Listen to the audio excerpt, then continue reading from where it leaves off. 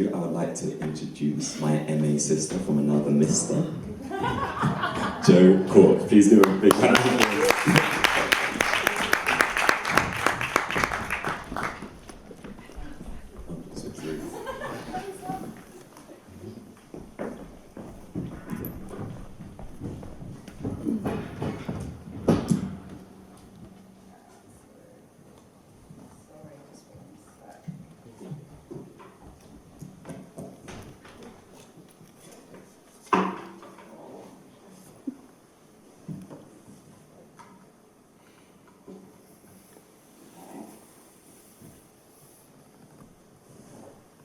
Yeah, there we go. Jo, can you aim the microphones a little bit more towards you? Like this. Oh, Yeah. like that. Okay. Hello. Thank you, Simon, for having me. Thank you all for having me. It's very lovely to be here, and I'm really grateful. I am Jo Cork. I trained as a dancer. It feels like a while ago now. 10 years, graduated this year. And I started making work for live work when I first graduated, and was performing a lot. And then that was up in Liverpool, down in Liverpool, I should say.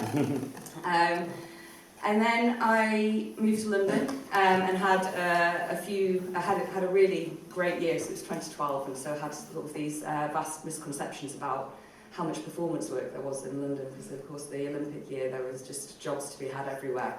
And then 2013 hit and all the money was gone. So at that point I really had sort of a big year or 6 months of self-reflection, and was asking myself, okay, well, what is going wrong here? What don't I have in London that I did have in Liverpool?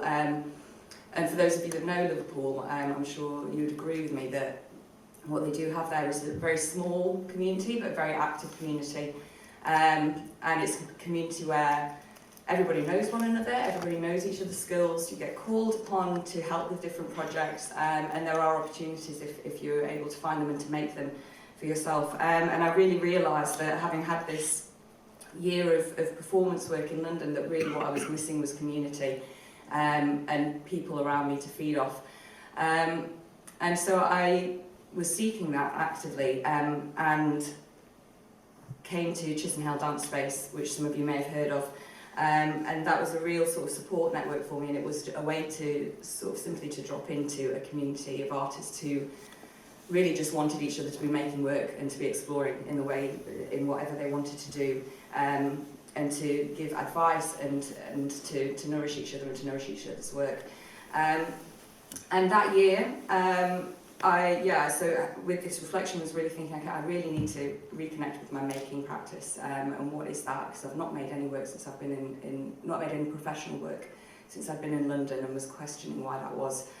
And at that point, that summer, I got very badly injured. I cut my Achilles tendon, and wasn't sure. Was told that I wouldn't dance again, but I did. Yay! Yeah. So it really became quite an urgency to make my own work, because it felt like either it was really go into choreography in the sense that you've always wanted to, and now is the time, or you're going to have to sort of leave dance behind. So I started making work, and that was fun because I had a big moon boot on. And I was determined to get into the studio, and found a very odd sense of liberation in that, actually, and the empowerment of not choreographing a jump on my right foot if I couldn't jump on my right foot, and having the autonomy to make those decisions. And Laura Sweeney, who's a producer down in London, was very kindly giving me some mentoring, and I was talking to her about this work that was coming about, and was telling her about all these images in my head, and this is going to be looked at from this angle, and she said to me, you do know you're making a film, don't you? I was like, yeah, I am, aren't I? And I was very kind of resistant to admitting that, because I didn't know how to do that. I'd always had a fascination with film, I'd always loved film, but a few years previous had been put off a bit by a workshop that was I was completely out of my depth in. And so then started a long process of begging, borrowing and stealing information, and really taking advantage of the generosity of people being willing to chat to me over coffee and cake, and picking up skills, and Google and YouTube did a lot for me as well. And created my first film, which was Sense8, and we were really pleased with how many screenings we got with that, and we went to some different festivals, and we did a real mix of dance events and screen dance festivals. And there was one screening in Hereford, and that particular screening had a real impact on me. There was a technical manager there who was helping me take a film, and he came up to me afterwards and said, "Oh, do you mind if I'm honest with you?" I said, "No, please be honest." He said, "I really hate contemporary dance, but I really enjoyed your film. I really enjoyed it, and I love visual art." And it wasn't until the credits were rolling on the film that I really realised, actually, I've just been watching a dance film. And that just really seemed like gold dust to me, that sort of bypassing in people's minds and kind of, you know, just hooking into something else.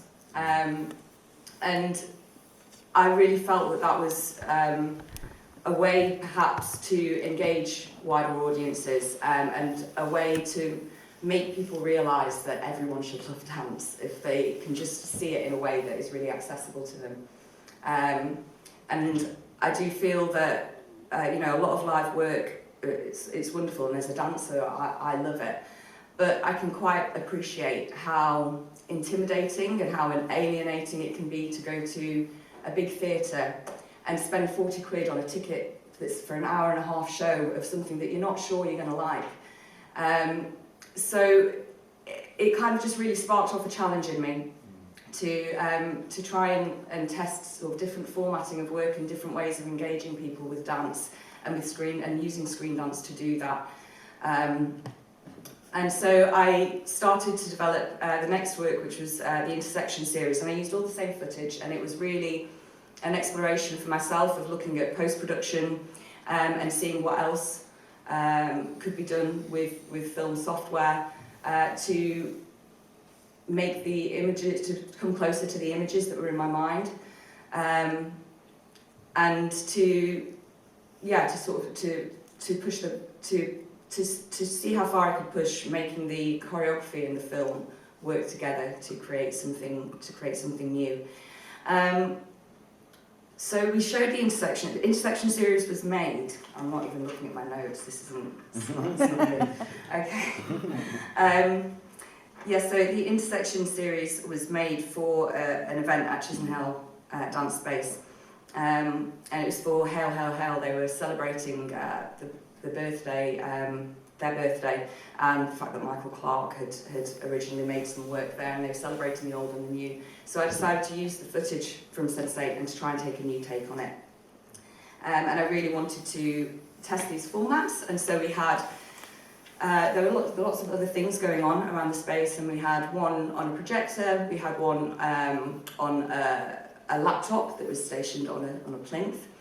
I had one on a small iPad that was we'd screwed to a wall, and then I also had a photo frame with a bit.ly link in it that people could go and watch the fourth film on their phones. And we took that work that was shown in an art gallery in Berlin, and also up in Contact Theatre in Manchester. And each time it took a slightly different format, so I was kind of really interested in the sort of the versatility of formats as well. And we didn't do anything more with that project, but I was still very intrigued about what we could do to kind of to make interventions in space with screen dance work. And so I really became interested in making short work and creating episodic work as well. And that was in the respective formats, but it was also in the respective choreography as well. I was kind of very interested. It was interesting, we were talking about structure a lot yesterday, but to create these sort of episodic moments of choreography as well that didn't need to belong to any narrative structure.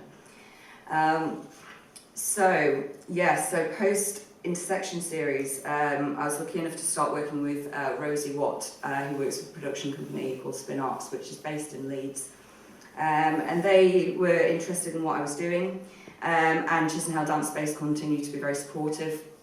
And we had a residency there, and I started working with this idea of personality scales, which really lent itself to this idea of episodic work. And it was we got some funding for it, so it was my first chance to work with this sort of new frame of mind with other bodies, and to have other dancers to sort of manifest what I was thinking about. So what I really wanted to achieve with Calibrate was this episodic feel. And I really wanted to see work in unconventional spaces. I really wanted to see bits of work by a till in a cafe that people might just engage with for 30 seconds as they're paying, and just think, what the hell is that? Okay, right, okay, and then go off. And so it was a little bit of a contrast between, when I made Sensate, I was very kind of precious about people watching it in a sort of cinematic environment and the lights being off, and then watching it from start to finish, and it used to really irritate me if people were going down into their handbag and kind of not paying attention. It's like, you're going to miss the experience of the whole film. And with making this work, that kind of really shifted very dramatically, and I was not at all concerned, actually, if people stayed for 10 seconds, stayed and watched the whole thing round. That just didn't seem important for the sort of the function of what I was trying to do with it, and especially given that I was trying to actively engage audiences that weren't necessarily dance audiences or even arts audiences. To get them for 10 seconds felt like a victory. So I was pleased with that. I was happy with that. As long as they were going away saying, oh, there's something cool over there, there's something weird over there. I was really happy with that. And with that, with having put Sensate out there and kind of realising that dance film festivals and that some dance events that had the facility and usually that I had a prior relationship with, so they were keen to support my work, they had the facility to put a screen in a dance event that they were willing to do so. I really wanted to make work that was accessible not just for the audiences but for the venues as well, to make it easy for them to show screen dance work and to almost try and put it in a place where it was kind of difficult for them to refuse it. It's always helpful. So yeah, those were really the main aims: accessible to audience members and accessible to different venues, and that it would include arts cafes and potentially libraries or foyers, and that this work might accompany big performances that were going on, and that the work might be dotted around the building. And again, just to come back to just create those small interventions that might allow people just to think like this guy thought in Hereford, oh, actually, dance can be quite interesting if I see it in a way that I can relate to it a little bit more. So we created pockets of choreography in a very sort of episodic way, and I didn't always know exactly how it was going to be formatted. I had these ideas about the pyramids. I had the idea about the pyramids a couple of years prior, and I sort of discarded it. Sort of seen it and thought, oh no, I won't be able to do that, and sort of let it go. And then we were being partnered by South Bank University, and we had a couple of students, and they mentioned it, and I said, oh, yeah, I've thought about that, but I'm not sure it's going to work out. And they were really up for making a prototype, which funnily enough they didn't make in the end. But I was like, okay, well if you're up for that, then let's go. And so I started figuring out how it was all going to work. And I knew from Intersection series that I was going to be interested to have things and different style screens dotted around the buildings. So I'll just move on the slide so you're not looking at the same thing for too long. I think one, I wasn't sure sort of where to fit this in, so I'll just dot it in now.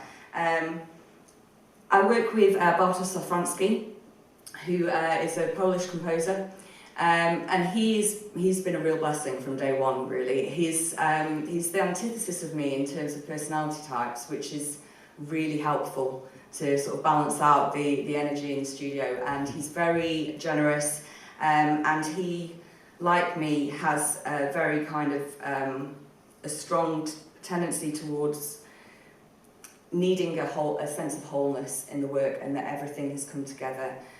So for me, it never felt like an option to find a track of music that worked. In the same way that it didn't feel right to slap a format onto a bit of choreography, or a bit of choreography into a format. Everything kind of had to have some kind of correlating development so that it arrived at something that felt like it made sense. So Bartosz came in before the filming process in Sensei, but not right through the research and development. And from Intersection, he was there at the beginning, and from Calibrate, he was there at the beginning. And I was very lucky in that he was really keen and willing to be in the studio from the beginning and to be exchanging countless emails with me. And we sort of have a developed language now that's in some ways very poetic and some ways just very garbled. But I feel very lucky to have found him, because we can talk in half sentences to each other, and seem to make sense. So that's a real blessing. And he added so much to the versatility of the work. In terms of the soundscapes, there's a lot of different sound setups we can have to kind of create. He calls it a sonic architecture of the work, with the score sort of shifting as you move around the space when the installation is in an exhibition context. Or to have them as individual pieces. It was always our intention as well that a venue or a cafe might be able to take a single piece, maybe one a week for 5 weeks or something like that. So there's a real sort of versatility in the sound setup as well. So if you haven't seen, these are just a couple of images of the hologram, which you can see it better out there. And then the hologram was a little bit of a bitch to edit. So unfortunately I didn't have the foresight to use a metronome. It's good now I sort of really understand the choreographic parameters of creating them. But you can see it works. The configuration, you can see how the configuration works, and it's just creating masks. Working on a black background, of course, allows it to be sort of transparent. But yes, I didn't have the foresight to use a metronome, and they were dancing to silence at the time of filming. So there was disparity, which meant that every significant movement, every point of movement, I had to cut and retime to make it all work. So that took, I don't know how long it took. It's not helpful to think about how long that took. It took a long time, but it was incredibly satisfying when it did work. It really was. And there were a lot of problems with it. So we started off. I was thinking about using smartphones. Smartphones were too small. It was because it's always half the height. It's a quarter. So iPhones were too small. We started with them inverted, which is how we'd seen them. If you sort of Google this type of thing on the internet, you'll always see the pyramid sitting with a point down. But that gave too little floor space. So there wasn't, choreographically and movement-wise, there was nowhere the dancer could go really before they were out of the pyramid. Daylight was a problem. So we created the box to sort of help with that. I mean, one thing that I have grown to love about that actually is that there is, in every different space that we take the work, there's a really different experience of it. And sometimes it looks stronger, and sometimes it's more transparent. But I've grown to love that actually. I like that it's a different experience in the different spaces, in the same way that the music is a different experience in different spaces. Wiring was a bit of a problem, the aesthetics of getting it all round. Bending the plastic doesn't work because you get a slight warp on it and then your image is slightly distorted. All the saturation had to be really high because it dilutes as it comes down under reflection. The angle of the plastic has to be very specific. Thick plastic doesn't work because then you get a double reflection on the front and the back side of the plastic. So there was a lot of testing, a lot of trialling, but I'm very fortunate because my dad's an engineer. So I'd been playing with these things with broken CD cases. I had to sacrifice my Amy Winehouse Back to Black album, but I don't have a disc drive anymore, so I thought it's okay. And was placing these CD cases, trying to get it right, and took it back to my dad, knowing full well how to play him, and that if I can just get him interested, he won't actually be able to resist having a go. So that's what I did, and my mum was sat there winking at me.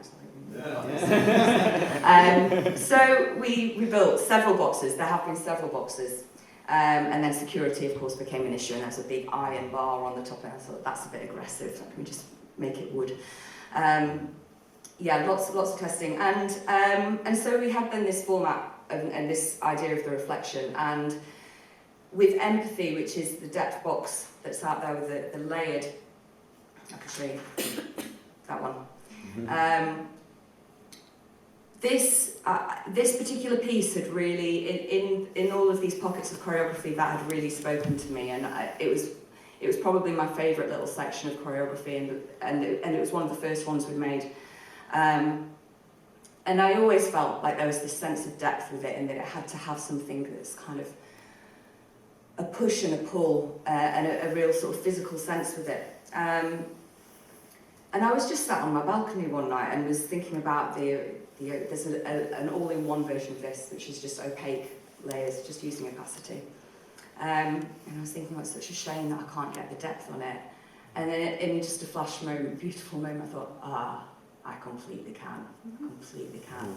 And so the next day I went to Tesco and I got a cardboard box and I broke a few more CD cases and I slotted them in. And that weekend I was going back to my parents to visit them. So I took this little box on the train and I put it on the kitchen table, and he said, what's that? And I said, I'll talk to you about that after lunch.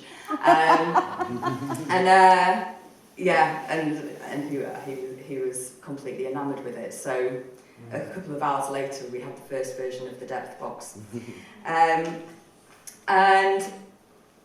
So we've shown it in an exhibition context, which is very sort of immersive, pitch black, going into the room, the sound coming from all angles and very loud. We've shown it in a pub, which was really interesting. A lot of kids really involved in it, and as people have more and more to drink, they're kind of more and more involved in it. Restaurant, which was great as well. Here, we've got a month-long exhibition in a really large library down in Deptford in London in August. We're showing it up in a bookshop in rural Derbyshire in July or September, and Town Hall, and we're going to an arts cafe in Leeds. We've done an exhibition at London College of Music as well. So we're really, it really has been a research and development project, and it's really, saying to Philippa, it's been a really kind of indulgent inquiry to just try and test out where all of these things go. So please, if any of you know of any places that might be interested to show it, then please do have a word with me.